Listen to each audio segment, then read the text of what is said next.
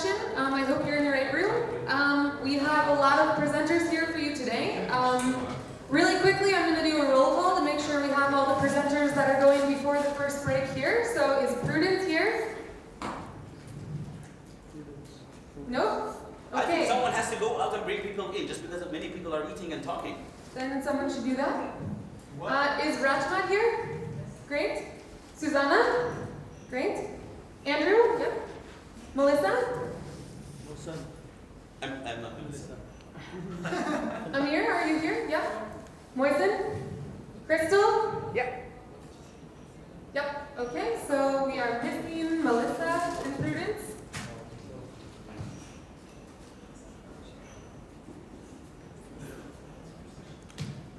Okay, so the rules of the lightning talk. So every person has 5 minutes to talk. I have signs here that will give you a 1-minute warning, a 30-second warning, and then I have a sign that says stop now. I'm not the type of person to get all aggressive and interrupt people, so please do me a favor and do stop when it's your time. We'll also have a little alarm that goes off. We have a few less lightning talk presenters than we thought, so if anyone in this room is so inspired and we have time at the end, you can do a little impromptu lightning talk without slides. All of the slides that you sent to Maria are preloaded onto this computer. All you have to do is press an arrow. 3 people sent in links to additional information, and they're also on this computer, and I can help you with that when we get there. Otherwise, for this first group of lightning talks, is there anybody in the room who's not comfortable being on a live stream? Great. Okay, so with that, one more call for Prudence. Okay, then we'll start with Rachmat. I'm sorry, before we start, do we have an Etherpad for this session? Not that I know of. If someone wants to create one, that would be great.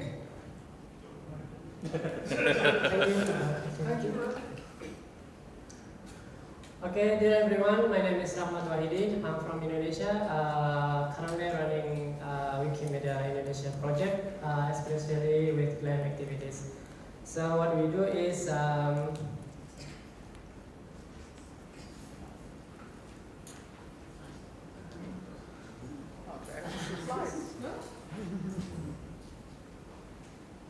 Then maybe you can send them to Maria.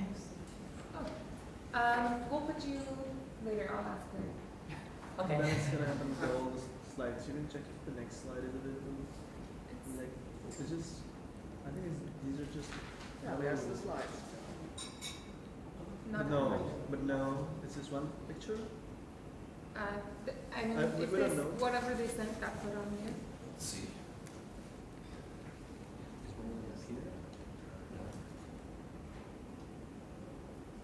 We have 3 people with extra links. Are any of these yours? No? Those are not yours. Do you have your own deck somewhere that you can bring up here? Go back. Okay, so. This is Amir's? Is the only one we have up here is Amir's. Let's see. So no, like. Okay. So maybe you just. Oh, yeah, just plug in yourself.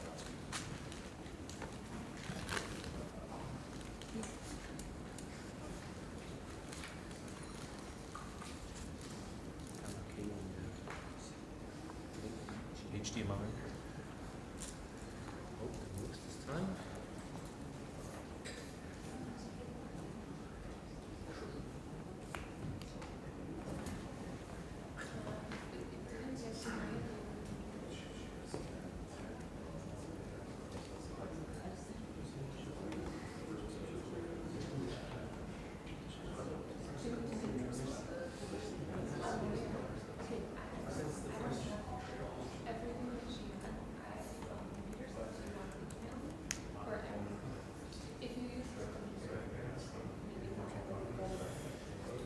VGA then.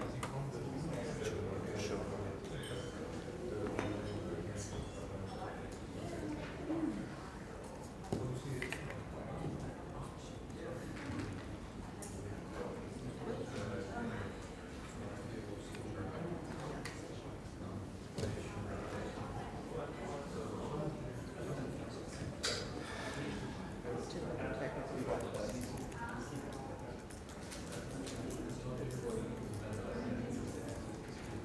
Okay, thank you everyone for waiting.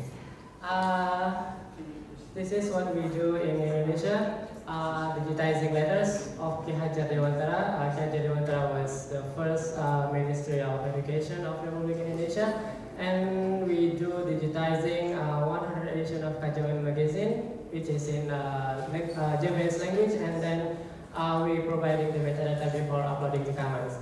And also in terms of Ki Hajar Dewantara letters, we also partnership with Wikimedia Netherlands to transcribe and then translate it into Bahasa Indonesia.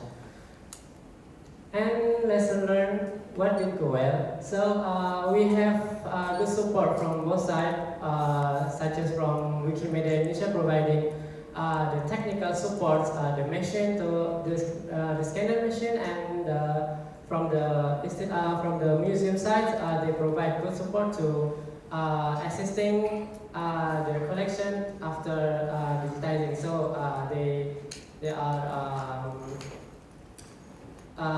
doing some kind of preserving after scanning. And then this year we will continue this partnership with the museum. And in this year too, we are going to have the Japanese and the Dutch language magazine and books are scanned. So we are also hope that partnership with Wikimedia Netherlands in this year to translate or to transcribe in the Dutch wiki source. And what did not go well? So there was a challenging to understand most of the letters because it was written by hand, so we can't read it well. So thanks to Wikimedia Netherlands, I can support for the transcription and also transcribing to the wiki source. And we are also difficult to convince the chair of the museum to invite their collection into open platforms such as Wikimedia Commons. So it was take a long time, almost 2 or 3 months before the project started, to convince them that what the impact after their collection is scanned and how the collection will be used after uploading to Wikimedia Commons. And then I think I will share some lesson. If especially in Indonesia, we have several institutions such as museum and archive institutions that are they want their collection to be scanned, but they don't have any technical support. So in this aspect, Wikimedia Indonesia tries to discuss with them, tries to provide what they need to run the project and what the benefits can be get for each other. And then maybe if you are doing some opening or closing event, you can invite the museum affiliation. Maybe they want to get their collection to be scanned also. And keep in touch with the partners. Will strengthen the ties between the two parties. And before I end my presentation, I will leave you some links. Maybe if you want to reach to our project result, you can find these links. Thank you. And one moment while we set up the next computer. Really quickly, there's an Etherpad now. I put a link to it on the lightning talk schedule. Thank you. Thanks, Rob. This one has sound.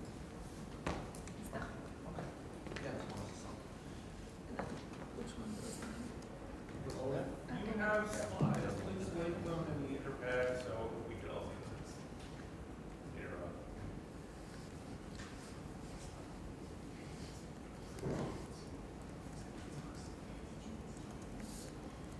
Yeah, she and it's on, the link is on the learning talks.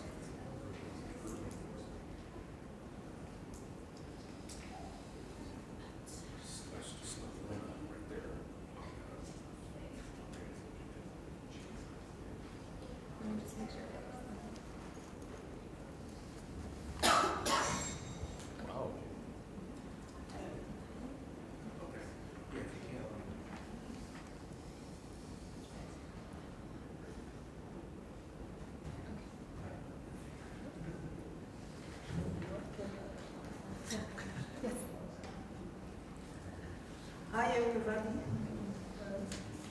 I'm Susanna from Armenia. You know that we built a large community from little small one, and I decided to show our community in activities.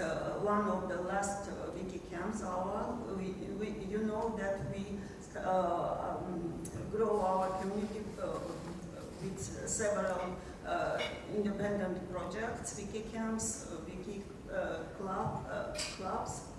But what you need all time to pursue the step by step what is how to grow a community and how to mature community with permanent members. So please watch the video, and then if you have questions, welcome.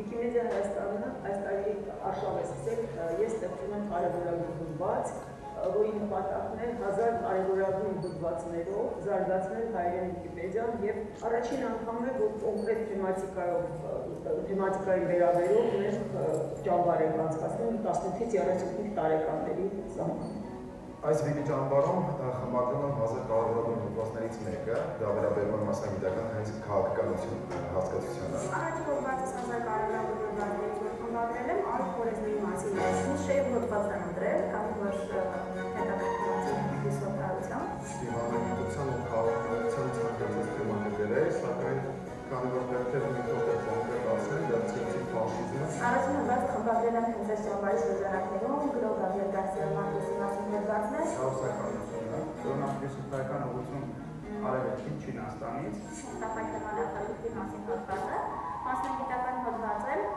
ընտրել եմ այն պատճառով, որ ի վերջո դա իմ մասնագիտությանն է վերաբերում։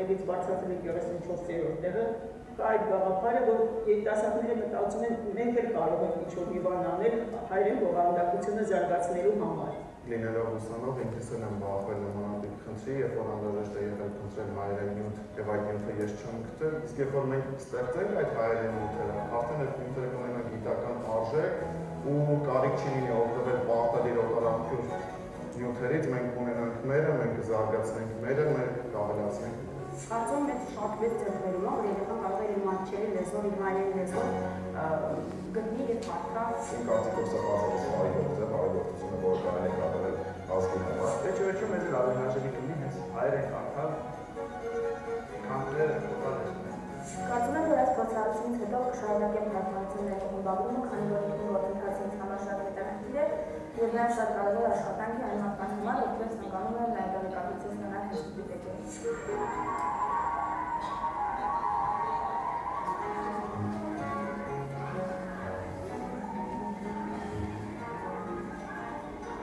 Այն մարդկանց, որոնք դեռ չեն խմբագրել, բայց ունեն փորձ եւ կրթություն այս կողմի բնակավարում, որ կտան անպայման բարելավել հաջողությունների նյութերը Վիկիպեդիայում։ Ես ցանկանում եմ, որ բոլորը փորձեն մեկ փոքր հոդվածից ոչ եմ անում, խմբագրել, մասնակցել, նոր ծանոթներ ձեռք բերել, նոր գիտելիքներ ձեռք բերել ու արհեստացնել հայերեն Վիկիպեդիան։ Ես խնդրեի բոլոր մասնագիտական խմբերին միավորվել իրար հետ եւ կոնկրետ թեմաները զարգացնել։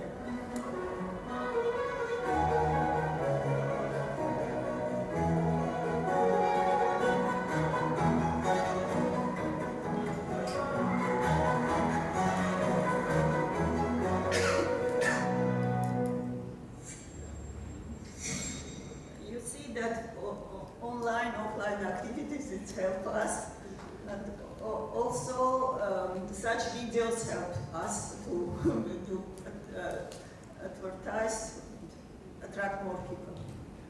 Thank you.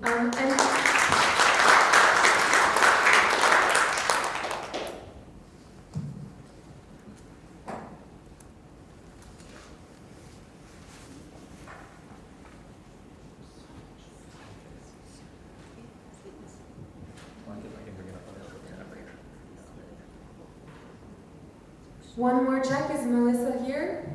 Okay, great. You're up next after Andrew.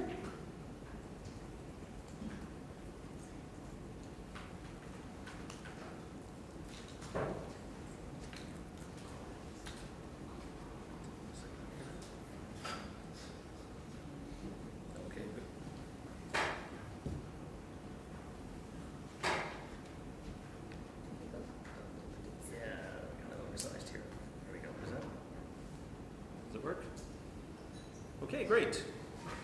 Hi, this is going to be talking about how to do a Wiki conference on very little to no budget, which I think should be of interest to almost all of you.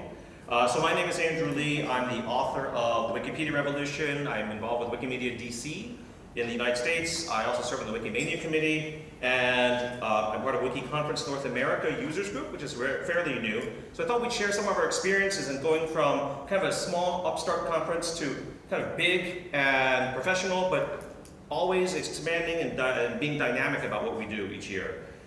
So we now have a Wiki Conference North America as a user group that was started in the United States, and it's a regional conference. We are kind of odd in the US, we don't have a national chapter, so we have a lot of user groups and individual chapters, and we saw Wiki Conference North America as a good way to work together for things that a chapter would normally do. So we've had our conference in many different places. We started in New York and DC as the two big centers of Wiki editing activity and user group activity. But then we also had our signature one in 2016 in San Diego. I'm not sure why it's off the coast there. We co-located with Montreal last year, which was a great efficiency, which we'll talk about. And then we are having it in Ohio State University in Columbus, Ohio, because the university has donated all the space and resources for us to do that conference, which is a great thing to have. And then we are dedicated to doing it in Mexico City in 2019. So we really want to be inclusive by having it in multiple places around North America, and within 6 years we'll have it in 3 different countries, so that's pretty good. Our core team are folks who are all here. Now, this user group didn't send 7 people, but we just happen to be parts of other user groups, so feel free to contact any of us, or if you want to talk about any of these issues with any of these core team members here.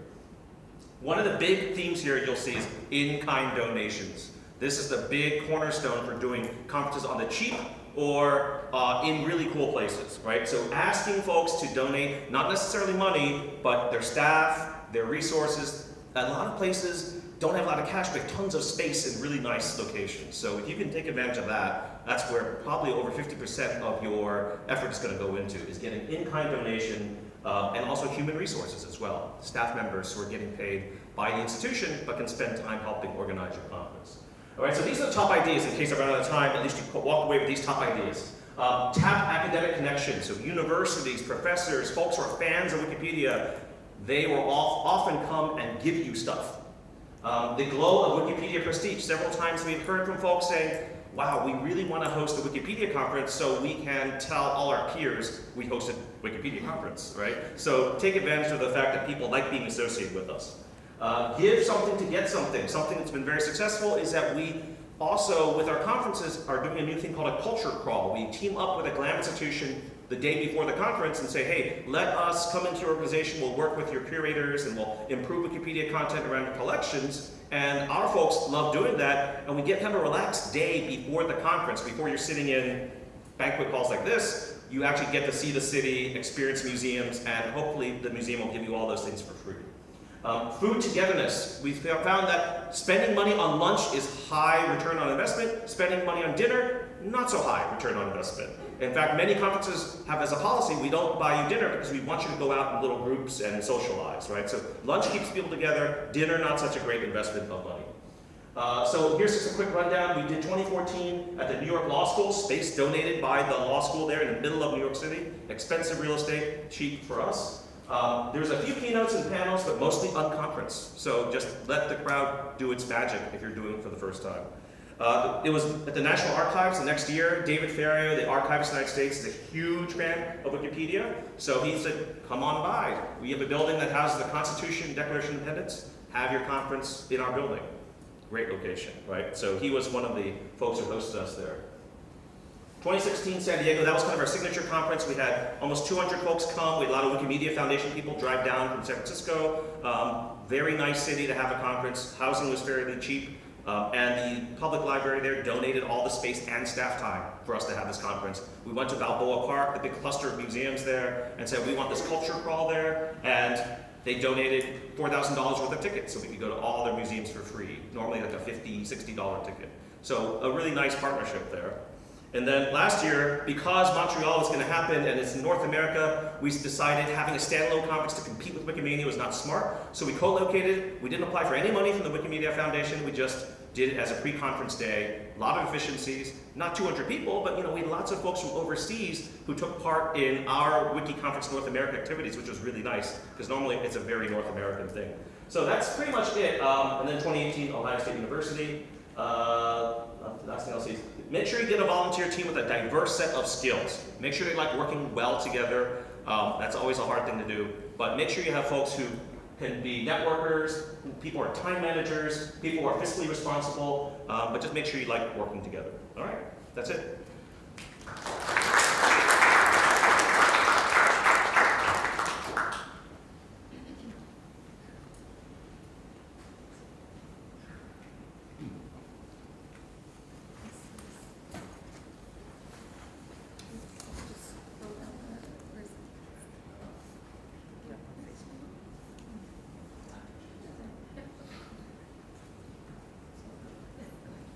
Hello everyone, my name is Melissa, I am Peruvian, and I'm the regional ambassador of the Art and Feminism user group. Today I want to speak about my experience as a regional ambassador for Latin America. So I've been a regional ambassador for 2 years, 2017 and 2018. And in case you don't know, Art and Feminism is a campaign created by 4 friends in 2013, and it seeks to address the gender gap on Wikipedia by improving coverage of cis and transgender women, feminism and the arts on this platform. And we invite people of all gender identities to edit Wikipedia every year on March. What does a regional ambassador do? Well, we bring support to organizers from different regions of the world and guide them in the process of running editathons, Art and Feminism editathons. And we are the main contact between the organizer and the organizers. And I wanted to share about who organize Art and Feminism editathons in this region. We have Wikimedia chapters and Wikimedia work groups like Venezuela, Bolivia, Argentina, Mexico, Uruguay. Some of these chapters, like Mexico for instance, they have previously organized editathons and gender perspective activities in general. We also have museums like the Contemporary Art Museum in Panama, the Contemporary Art Museum of Puerto Rico, the National Museum of Fine Arts in Santiago de Chile. We have art galleries and cultural centers like the ISIC network, that is a Spanish network that works in Latin America. We have some other art places. We also have university faculties and scholars, and we have groups of artists, academics, and activists in general. Some of them have support of local institutions, and some of them don't, but they still organize. More than 50% of these people are new organizers. Some of our numeric outcomes, I want to emphasize this because our main outcomes are not numeric sometimes. We have 7 events on 2017, and in 2018 we have 3 events. And in at least 6 countries, these Art and Feminism editathons were the first editathons ever in those countries.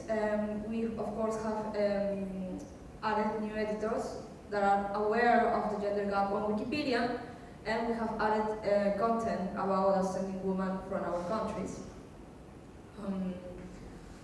Another important fact is that art and feminism is an international campaign, so this has brought a lot of press attention to the organizers. What has helped us? Well, the art and feminism main team support. Matensi Mac is here. She can tell you about it. Commitment of all our organizers. They are all volunteers doing volunteer work every year.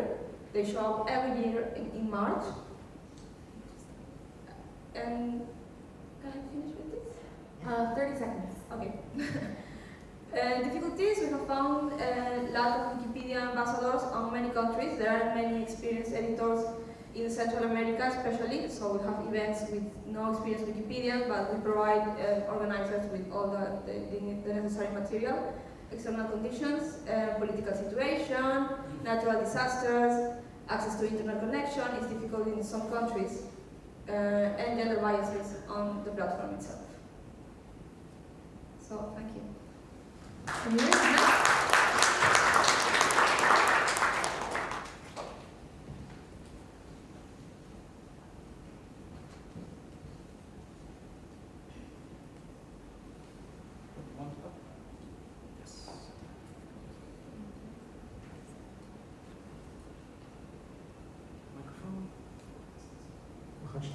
Hi. I start most of my talks by saying that most people don't know English. It's really important. Please remember this. My name is Amir. How many of you have ever run a Wikipedia editing workshop, Wikisource editing workshop? Quite a lot of you. Great. So, why do a lot of people complain that after a workshop, most participants don't actually go on as Wikipedia editors? In many cases, none of them go on as Wikipedia editors. There's been research about that says that it's totally true.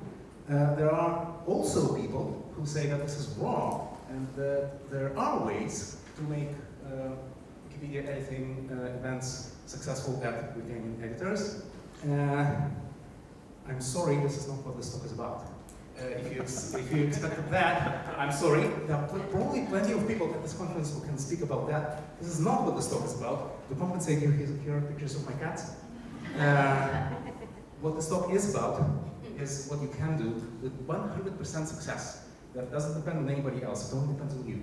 When you do a Wikipedia editing event, observe the participants. Learn from them. See what they do. See how they behave when they see Wikipedia for the first time, when they try to edit Wikipedia for the first time. Use this to recall how was it for you when you tried to edit Wikipedia for the first time.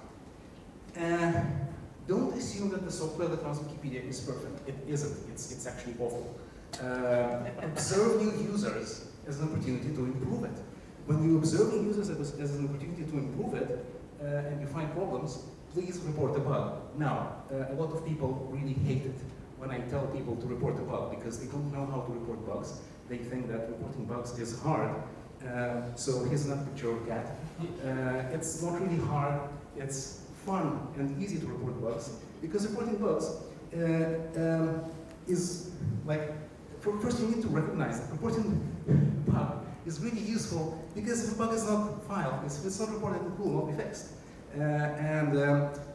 Reporting a bug is actually as easy as sending an email, really. I'll show you in a second how. He's lying.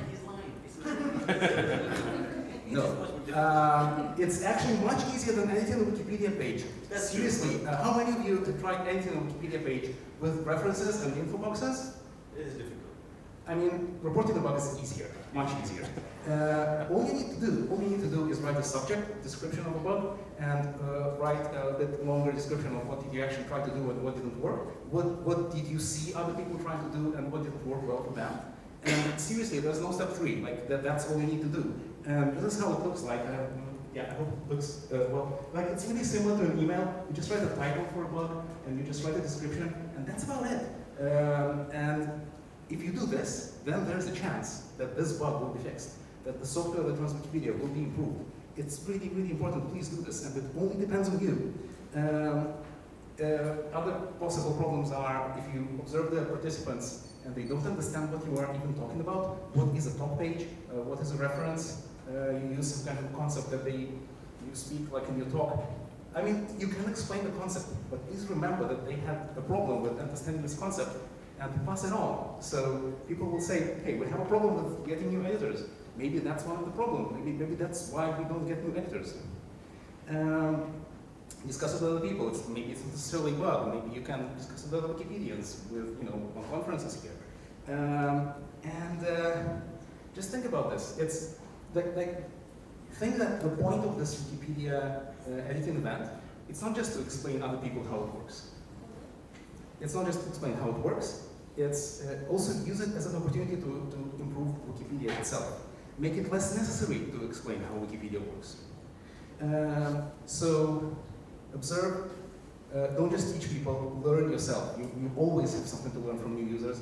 From all the Wikipedia, like I ran dozens of workshops, in all of them, I had something to learn, something to improve, bugs to report, and these bugs that I reported, many of them were fixed. So that's why I say why it's 100% sure that it works, because it only depends on you. Here's another picture of a cat. Thank you.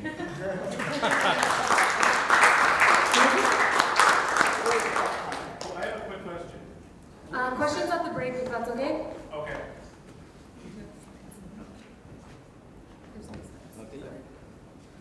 Hello, this is Mohsen from Iran. I'm going to talk about Wikipedia education program and our experience in Iran. We do believe that the future of Wikipedia lies with students and universities. So we have decided to approach the different universities in Iran. We have been starting this program like in past 3 years, and up until now we have had many successful programs in different universities. So I am going to share you what we have learned from our best experience in one of the best Iranian universities. First, what universities are good for Wikipedia education program? From our experience, those universities are on the top list of the country. They are best universities. Not because of they are best, just because of they have the best teachers. And those teachers are internet friendly. They are technology friendly teachers. So they would accept to use technology and internet as a supplemental tool to their classes. In many places, in many universities, teachers doesn't see that there's a need for you to bring technology or anything into their classes. Even many teachers see internet and technology as their enemy, just because of, people are not going to accept whatever they are saying. They are going to search, they are going to read, and they are going to argument against your sayings. So, we started with Shahid Bayshi University, which is one of the best Iranian universities, especially in humanities. Our experience shows that there are two groups of people that are very much accepting Wikipedia as a tool. There are like humanities and like engineering departments. They have a tendency to accept Wikipedia as a tool, and we have had very successful programs with them. Master's students are better and best group to get close. We do have successful program with bachelor students, but I don't know why the quality of the articles that they were creating was not that much good. So the teachers were not happy with the result. Also, we were not happy in the result. And so sometimes in Wikipedia, we have decided to delete those articles just because of most of them were copy-pasted and those stuff. So the students were so angry and teachers were not happy about it. But when it comes to the master's students, no, the result was so different. We have got so many good articles, even some featured articles, which was unbelievable for us, that in 2 semesters we could get some featured articles. The issue was that the first thing is that not to start with students, rather to start with teachers. If you can convince the teacher to use Wikipedia as a tool, then it means that the students have to agree with that. Just because of, we could convince the teachers, please give the students fair share of the final grade as a reward. This rewarding was very helpful just because of, the students understood that if they understand Wikipedia, if they work on Wikipedia, other than learning, they are also going to get some grades, which was very successful just because of, if you know that if you are going to get like 1/4 of your final grade from Wikipedia, then you put a lot of time and energy. And we convinced the teachers through this methodology. We told them that, many of the papers that you ask students to write, they are going to end up in trash bin. Most of them are not going to be read. Only maybe you're going to read those final assignments. And after that, they are going to be trash bins. So they are useless. You are asking people to write assignment, to fill a paper, or to finish something, but at the end, there is no result just because of, you're the only reader of that article or that assignment, and you're going to send and put it in trash bin. So please try to use Wikipedia and let's have that final result. There are many good arguments why you should use Wikipedia as a tool. Like if you put something in Wikipedia, it's going to be there like forever, so it means that a lot of people are going to use that tool and your final result. So it was very convincing, so teachers accepted that. We are going to use that Wikipedia as a tool. So our experience shows that, oh, 1 minute, okay. Oh, it is very, our experience shows that the programs that we run only for 1 semester was not very successful, but for master's program that at least they have 4 semesters. If you can have a program for 2 semesters, and in the first semester you can teach them how to edit Wikipedia and get them the basic understanding. In the final term, in the second term, you can get a good results out of it. The process that we did, we asked the teacher to introduce the topics that the students want to write. Every student has to choose another topic. And after that, we had another Telegram group and Facebook group that we were providing support for the students if they had a problem. Every 3 or 4 weeks, we had a session. We were talking about what are the benefits of Wikipedia, not only the grades, what are the goods of writing for all human beings, and what are the importance of Wikipedia. And it was very successful, giving them a lot of emotion and motivation. And yeah, I think we're done.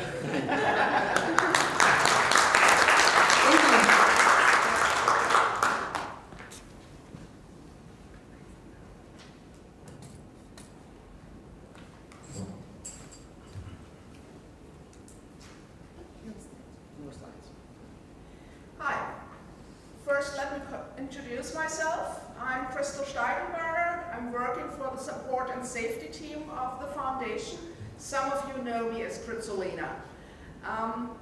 The support and safety team, we are the people within the foundation that are often called when things are not going well. And not the technical part of things is not going well, but the social part. The research about that. We had queries run to find out the numbers. How many incidents are reported in a certain time frame? How long does it take until those incidents are resolved? Are they resolved with blocking one person? Are they resolved with, for example, putting a block on a page? What's the kind of action that is usually taken? Are people just admonished? Is something just resolved by time run out? The things just nobody cares about because people discussed so long. So we looked at that from the statistical point of view. And if anybody is interested in running this kind of queries for their own language version or for their project, I mean, we did that on the Wikipedia because that's the biggest thing, but we are ready to give out the way how is it done. I think it's already on GitHub, but I don't have the knowledge because I'm not the technical person. But if anybody is interested and says, I want to do this kind of queries for my language version, I want our community to find out these kind of statistical things, they can come to me and I can help you do this for your own language version. But we'd also ask questions. We didn't just do the numbers. We also had a qualitative research, a survey going out, and it's the same thing again. If you want to find out what is going on about English Wikipedia, you can look that up, the results are up. But if you want to have a more in-depth understanding, how can you do this for your own community, you can come to me and to my team, to the other colleagues from SUSE. James and Calliope will also be here, James Alexander, Calliope. And you can talk to them and find out more about this, how you could do this for your own language version. We are also trying something new. That's something we have done, that's finished, and you can profit from that and get the knowledge how to do this kind of surveys or queries. At the moment we are looking, what are the key indicators for a healthy community? What are measurements that are, what could we do, what could we say, what's important? We always think a growing community is healthy, but how much growth is normal? And can't a community be stable and healthy? We don't know that. So if you have any ideas about these questions, come to me, but also if you know of others who have done research in this area on community health, What is a healthy community? Come to me, talk to me about it. We are looking for this kind of information from all of you all around the world. Thanks a lot.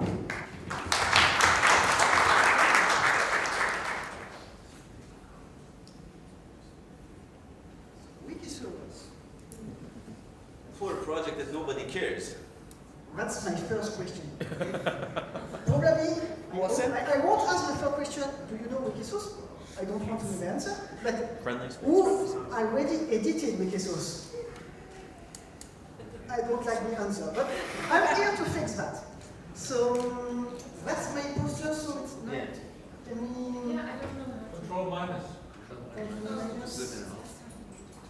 See more of it. So, I will talk about the invisibility of Wikisource because you know it, but you don't use it or you don't see it much. Better. Yeah, that will go. So, for the reader part, it's an online library, digital library, where you can find almost 4 million texts in 67 languages. First problem is that, not a problem, but depending on what language you speak, but very quickly you can see that there's some languages with a lot of text and a lot of languages with few text. There's 2/3 of Wikisource with very, very small, and even this is all the others. There's like 20 aggregated and it's still small. So if you compare to other digital online library like Google Books or Internet Archives, this is already very small. That's the first thing you need to know, and that's why we need to help Wikisource to grow. That's a good indicator to be bigger. So, what's underneath the surface? Oh, okay. There's a few texts, but there's also not so much consultation. If you see the numbers, I'm not familiar with the numbers for Wikisource, for Wikipedia, but it's much, much higher. If you see the Alexa rank, how much it's visited, you can see that Internet Archive, for example, is 2,000 this numbers, and Wikisource is much, much behind. So we have few texts that are not much readed. So that's another thing we need to improve on Wikisource. And there's few partnerships. There is some partnerships, as Rachmat said, for Indonesia, or in France there was one with the National Library. There was in the NARA, National Archive, ERA, sorry. But it's quite difficult, and every time we need new tools to every specific library. There's not the same format, and it's always complicated. Because on Wikisource, there's a very small community with only a few technical people. So that's why we have only a few tools to help editing and proofreading. And proofreading is quite hard. We have OCR engine, optical recognition. You don't have to type everything that you have in the image to get text. But OCR engines don't always work well, especially for little languages like in India. There's a lot of languages that are not well recognized. Or manuscript text is a nightmare for machines, obviously, but that's a big problem for us on Wikisource. There's very few bots, and in the end, we only have one tech guy, one developer who is a volunteer. So when you have a problem, when the tool is broken, you have to wait it to be fixed and get a lot. So if you have technical skills, please help Wikisource too. We need that. But there is a vibrant and quite big community on Wikisource.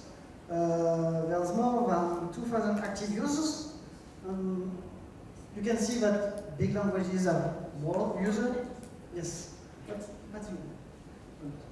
So, transcribing is not hard. It's time consuming, and it's like a monk labor to type again, to verify, to check everything is fine, because we don't do like Internet Archive just matching we do it by hand. But there's very few conflicts on Wikisource. That's a quiet place where there's people who want to help you, to help to welcome new users. So please join Wikisource. That's what I want to say. So I will be here for 5 days, so ask me questions if you want to. Ask me too. Oh,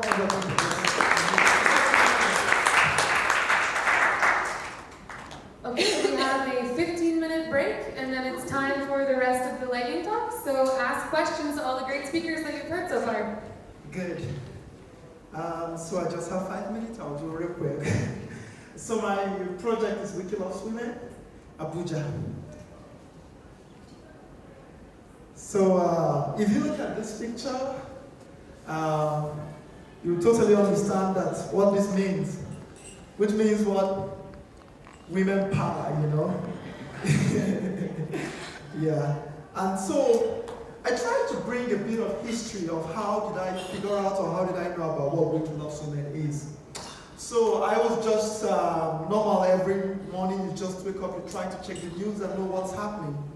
So I just saw this on the news, which says Wikipedia partners Nigeria NGO to promote women. This actually was published in July 2016, because I work with a non-profit, so I wasn't really into Wikimedia. So when I saw this news, I tried to Google, and I Googled what is Wiki Loves Women about. And that's when I saw this video. This video is a video from Isla Hado. I'm sure some of you already know her. So Isla was speaking at the TEDx event, and what she focused on was she was talking about it's time for Africa to tell its own story. After listening to this video, it changed my entire thought. I was really stunned to see the huge gap, in gender issues as associated to Wikimedia project and Wikipedia in particular. So I just asked myself, if this gap actually exists on the internet, it means there is really a huge problem. I tried to compare the gap from what she said to the real life situation of gender gap in Nigeria, and I was really stunned. And so I contacted her instantly. I reached out to her and I said, I watched your video on YouTube and I want to be part of this revolution. That's the way I wrote it in that mail. I want to be part of this revolution to see how we can increase content on women and content about activities of women in Africa and specifically in Nigeria. So I took up the challenge, but because there was no support and there was no plan to have Wiki Loves Women events in Abuja, so she said there's a little that we can do. But I picked it up on my own and write some organizations. I wrote to Dana Air, and they provided the flight ticket to get Shola and some other guys come from Lagos to Abuja. And then the US Embassy provided venue. And I was able to mobilize 20 CEOs in Abuja, women leaders in Abuja, to come learn about how they can really, create content and contribute to Wikipedia. And that is the activities here. So these are some of the ladies. And then that's the first Wiki event in Abuja as a city. And I was really excited because I was able to mobilize the women, pull them together. People traveled all the way from Port Harcourt, which is about 16 hours away from Abuja, just to come and attend the event. And they did not pay to attend. And it was 2 days. And we have to find ways to get people to also support us for food and all the rest for the event.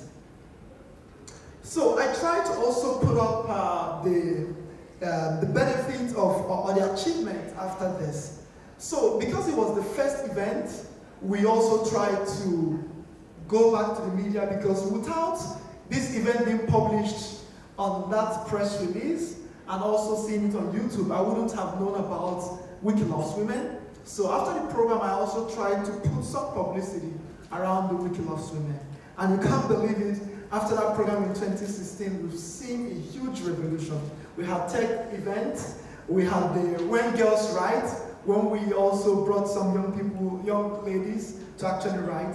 And then Wiki, which is actually being heralded by Blossom right now in Abuja. Yeah. So we also recently by Embassy. And then the weekly meetup. And then right now we've actually founded the Wikimedia Hub Abuja, which I'm the curator. Thank you. All right, Ariel.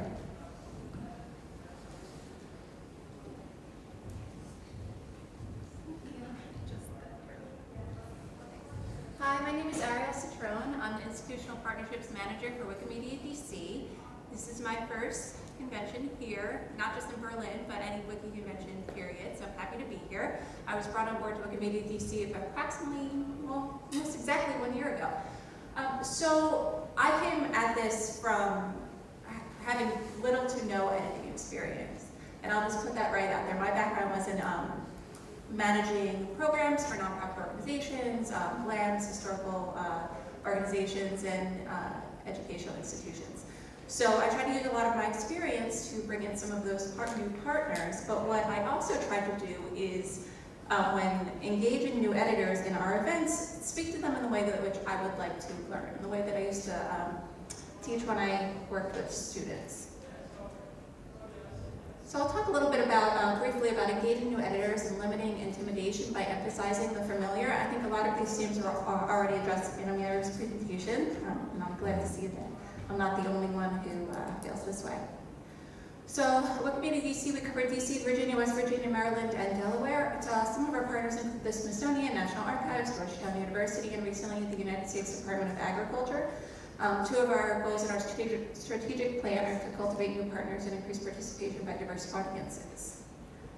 We aim to do about 40 to 50 editing events per year. We're hovering between about 35 to 40 at the moment. In a recent survey that we sent after a few of our recent events, 80% of our attendees are new editors. So that's the majority of our audience. We're not getting experienced editors. Mostly, we're getting new editors, so we want to speak to them as if they are new editors, that this is the first time they're hearing this information. Post-event surveys, about 78% of our attendees indicate that they are highly likely to edit in the future. I think sometimes it has a lot to do with the way that we present the information and how we manage to present it in an accessible, barrier-free manner. So 95% of attendees will recommend our events to friends and colleagues. That's something I'm pretty proud of. A couple opportunities in our area. We reach a large number of GLAM professionals, scientists, and historians in the region. On the other hand of things, though we have a lot of context, there's varying levels of experience, also confusion about policies and tools, other barriers to participation. Something I always like to say, set the tone early. The event does not start when people sit in their seats. It starts with your registration method. New editors, as far as limiting intimidation factors, I like to use familiar methods like Eventbrite or an easy registration system. A bonus, it also helps you capture email addresses, which makes it easier to reach out to people outside of the Wikimedia platform if need be. I also find that when you ask people to register, new editors with no editing experience register for an event by performing an edit, that kind of makes people feel a bit uneasy and they might be a little less inclined to follow through on the day of the event. Of course, when managing your expectations and be sure to communicate with your, one of the things I always like to say is get in touch with your pre-Wikimedia self. What would you want to know? Ask yourself that question. If I was coming into something, it could be outside of Wikimedia, how would I want to learn this? And teach people in that way. That's what I try to do. I always pull the room for new editors and figure out who's new, who can help, who's more experienced that can help new editors. We acknowledge the experienced editors. I think it also helps to build them up a bit. Okay. To build them up a bit as all it avoids disengagement. One of the last things I want to mention, I always try to follow this order of things as we're going through the editing process: explanation, demonstration, and guided execution. I think that's really important, other than just throwing terms like talk page and user page at people to show people that it's easier than they think it is. And one thing I do want to point out in this picture, we always try, as you said, point out the familiar. and monitor the room for frustrated editors or fast learners. And I love this picture because we have this young lady who looks so confident in her edits, and if you see the woman behind her, it just looks terribly confused.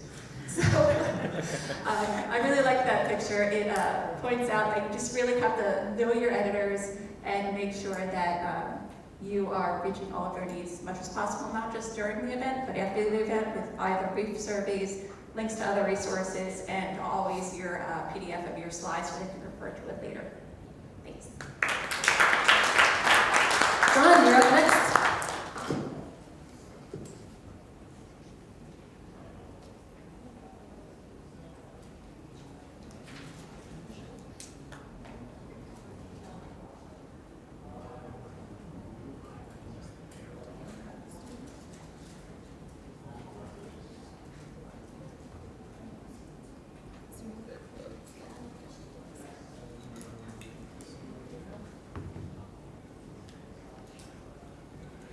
You start. It will come.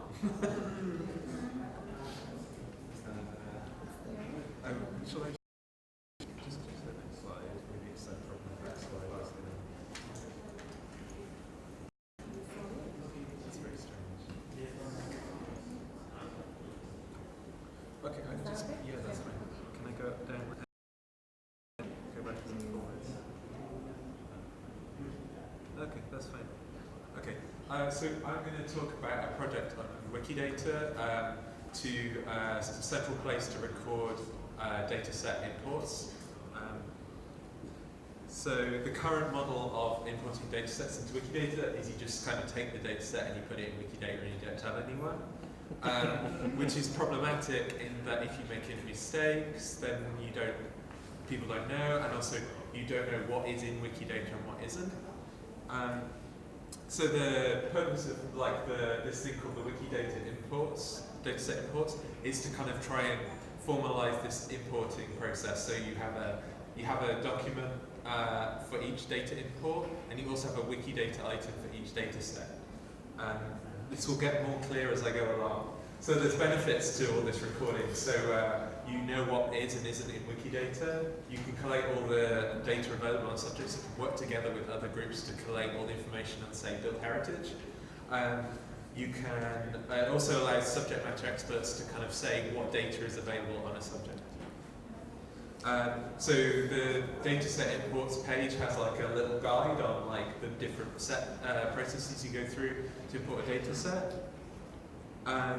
And you have a page on the dataset. So you have like the name of it, the like where it's from, a link to the dataset, things like that.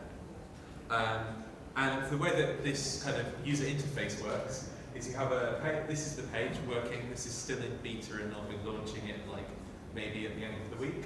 So it's a little introduction into like what is Wikidata and how to import a dataset. And then we have this magic form, which uses something called Form Wizard, where you put in the name of the dataset and the URL and things like that. And it spits you out a page. So this is a page, this is very small on the screen, I'm sorry, to see about a dataset. So it provides information on the dataset and where it's from and things like that, and then people work together to discuss importing the dataset. And then you've got ways to explore these different datasets that are being imported. So these are 3 symbols on the web page where you basically look at datasets that are being imported or have been imported already, or there's a problem. So the big red one is the problem one. So if someone gets stuck importing a dataset, they can get help from someone else. You can also explore it by topic. So if you click on any of these, you get all the dataset imports for that topic. This is done using categories. It's really not very fancy. And you can also explore it through different formats. So for instance, if you have a data set in a PDF, it's really a pain to get it back out again. So you can, if you know how to get data out of a PDF, then you can go along and be nice and extract all the data sets for people.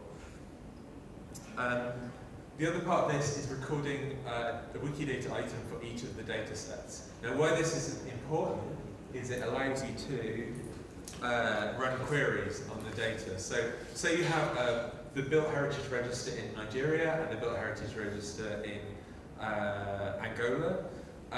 Currently those can be imported, but you don't know what's in Wikidata. So what this allows you to do is run queries on Wikidata. This is a really bad first version of trying to visualize this. You can basically say which countries are in the world, which has a Wikidata item for the Built Heritage Register for this country. And so you can say green is the heritage register is imported into Wikidata. Orange is it has an item on Wikidata but it hasn't been imported. And then also grey means that there is no there's no record of any kind of Built Heritage Register for that country. So it allows you to collaborate together on covering whole topic areas on Wikidata. We visualize this. How can we visualize these data sets and see where the gaps are? So like, how can we know where the gaps are for countries for where the data sets are missing? Yeah, and also maybe in future to turn it into like a proper tool rather than just a set of pages on Wikidata. And that's it.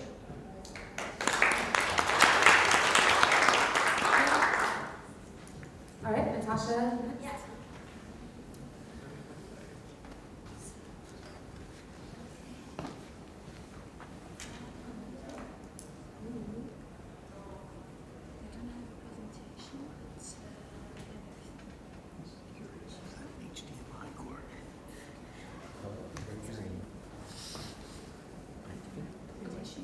Oh, you have everyone on here.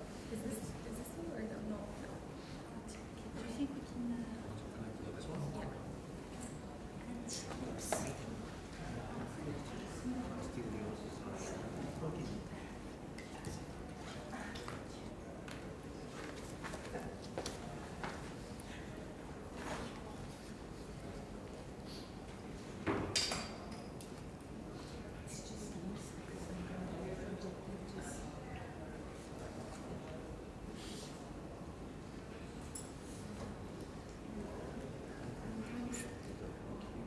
So hello, so first of all, who am I? Well, those who are interested can look at the blog that Wikimedia did, taking a feminist approach to Wikipedia. I'm Natasha Rolt, Natasha on Wikipedia. I'm a feminist and I'm mostly interested in tackling gender gap issues. So I've started with the rude, bad F word to give you an idea of maybe the challenges when you take such an etiquette and you come to the community. We started a gender gap project on the Francophone Encyclopedia, and it all started by a university conference in Geneva. It was actually the University of Geneva who asked us to run the conference, and we decided that we would do a conference and workshops because just a conference would not reduce the gender gap. So I will post the links on the Etherpad so you can have a look afterwards. And the first project that was issued was this one. It had a long name. It was called Projet Suisse Biographie des Femmes en Suisse. It was the first project that we did, and it was a Geneva project. We ran 4 workshops. It involved 70% editors, and in 1 year we produced 100 articles. And we had an excellent retention rate, 30%. I don't know why. It was the first project I did, and I never obtained that retention rate afterwards.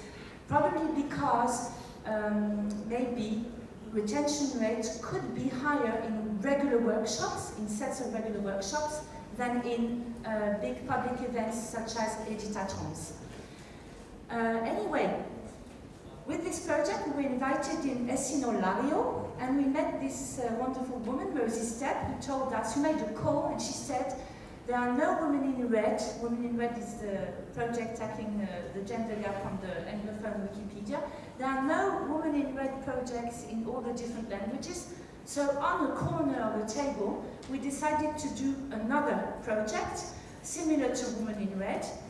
And the challenge after the first one in Geneva was that we were not able to use the gap etiquette, like a t-shirt or a visit card.